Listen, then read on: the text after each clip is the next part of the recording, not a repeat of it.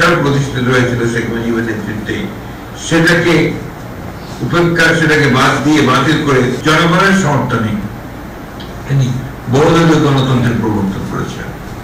এবং এই বহুদলীয় গণতন্ত্রের প্রবর্তন করার ফলেই গোটা বাংলাদেশের যে রাজনৈতিক যে কাঠামো, সে কাঠামোর পরিবর্তন হয়েছিল। শুধু তাই নয়, একই সঙ্গে তিনি অর্থনীতিতে যে একটা ভ্রান্ত সমাজতান্ত্রিক ধারণা ছিল, সেটাকেও তিনি পরিবর্তন করে সেই অর্থনীতি মুক্ত বাজার অর্থনীতি তিনি শুরু করেছিলেন। এই দুটোই ছিল প্রধান সংস্কার, যেটা অর্থনৈতিক কাঠামোর সংস্কার এবং একই সঙ্গে রাজনৈতিক কাঠামোর সংস্কার। পরবর্তীকালে আমরা দেখেছি যে এই বিদেশে শ্রমিকদেরকে পাঠিয়ে এবং দেশে গার্মেন্টস ফ্যাক্টরি শুরু করে তিনি অর্থনীতিতে একটা বিপ্লবের সূচনা করেছিলেন। এবং সেই জন্যই আমরা বলি যে সংস্কারের প্রধান যিনি যদি কেউ হয়ে থাকেন, সংস্কার যিনি সত্যিকার অর্থে জন্মদাতা হয়ে থাকেন বাংলাদেশে, তিনি হচ্ছেন শহীদ প্রেসিডেন্ট জিয়াউর রহমান, যিনি যার হাত দিয়ে মৌলিক সংস্কার শুরু হয়েছিল। আজকে যে আপনার এই যে সংবাদ মাধ্যম, গণমাধ্যম, এই গণমাধ্যমও কিন্তু তখন তিনি উন্মুক্ত করেছিলেন। তো তাই নয়, মাত্র 4 বছরের শাসনের মধ্যে তিনি বাংলাদেশে একটা নতুন দর্শন দিয়েছিলেন জাতিকে। সেই দর্শনটি ছিল বাংলাদেশি জাতীয়তাবাদ। তারই ভিত্তিতে বাংলাদেশ তার নতুন স্বতন্ত্র, নতুন পরিচিতি লাভ করে এবং তার বিশ্বের দরবারে সত্যিকার থেকে মর্যাদাময় জাতি হিসেবে পরিচিত লাভ করে। যে বাংলাদেশে 74 সালে দুর্ভিক্ষ হয়েছিল শেখ মুজিবের শাসনামলে এবং প্রায় লক্ষাধিক মানুষ শহীদ হয়েছিল না খেতে পেয়ে, সেই বাংলাদেশকে তিনি 1 বছর পরেই তিনি খাদ্যের সঙ্গে সম্পূর্ণ করেছিলেন। শিল্পে কলকারখানাতে উৎপাদন শুরু হয়েছিল নতুন করে, মানুষের মধ্যে একটা নবজাগরণ সৃষ্টি হয়েছিল, উদ্দীপনার সৃষ্টি হয়েছিল। বাংলাদেশকে সত্যিকার অর্থেই একটা সমৃদ্ধ আধুনিক বাংলাদেশে রূপান্তরিত করবার জন্য যে কর্মযজ্ঞ শুরু হয়েছিল, সেই কর্মযজ্ঞ সূচনা করেছিলেন শহীদ প্রেসিডেন্ট জিয়াউর রহমান। দুর্ভাগ্য আমাদের এই জাতি যে আমরা এই ক্ষণজন্মা মহাপুরুষকে আমরা বেশি দিন ধরে রাখতে পারিনি।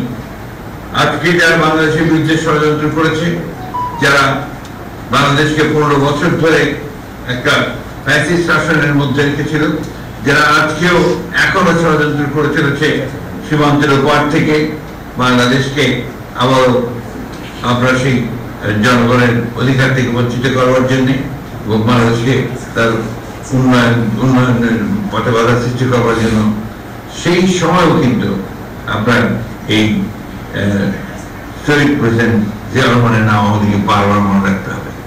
আজকের এই সময়টাই হচ্ছে সবচেয়ে মূল্যবান সময় বলে আমি মনে করি, তাৎপর্যবান মনে করি। এই জন্যে যে এখন নতুন করে যেটা আমরা হাজার হাজার ছাত্র জনতা রক্তের বিনিময়ে যে নতুন একটা সম্ভাবনা সৃষ্টি হয়েছে, যে গণতন্ত্রকে প্রতিষ্ঠিত করবার এবং সত্যিকার ফ্যাসিবাদ মুক্ত একটি আধুনিক বাংলাদেশকে প্রতিষ্ঠা করবার, সেখানেও আমরা দেখছি যে একটা কালো ছায়া এসে দাঁড়াচ্ছে।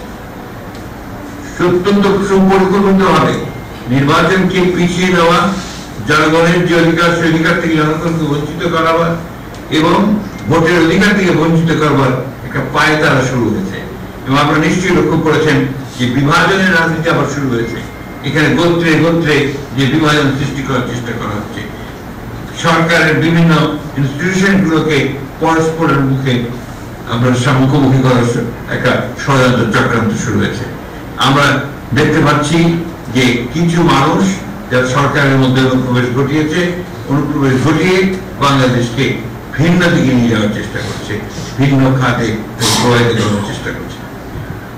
বাংলাদেশ জাতীয় দলের উপরে সবসময় গুরু দায়িত্ব এসে পড়ে। সেই দায়িত্ব হচ্ছে গণতন্ত্রকে প্রতিষ্ঠা করবার দায়িত্ব, সেই দায়িত্ব হচ্ছে বাংলাদেশকে আবার নতুন করে গড়ে তুলবার দায়িত্ব। সেই দায়িত্ব হচ্ছে শহীদ প্রেসিডেন্ট জিয়াউর রহমান যে স্বপ্ন দেখেছিলেন, আমাদের দেশের বেগম খালেদা জিয়া যে স্বপ্নকে বাস্তবায়িত কাজ করতে শুরু করেছিলেন, এখন যে তরুণ নেতা নতুন স্বপ্নের মধ্য দিয়ে বাংলাদেশকে গড়ে তুলতে নেতৃত্ব দিচ্ছেন আমাদের কর্মরত ছিলেন তারেক রহমান সাহেব, তাদের সমস্ত স্বপ্নগুলোকে, বাংলাদেশের আশা আকাঙ্ক্ষা, মানুষের আশা আকাঙ্ক্ষা গুলোকে বাস্তবায়িত করবার জন্য আজকে বিএনপির প্রতিটি নেতা কর্মীকে অত্যন্ত সজাগ এবং সচেতন ভাবে তাদেরকে কাজ করতে হবে।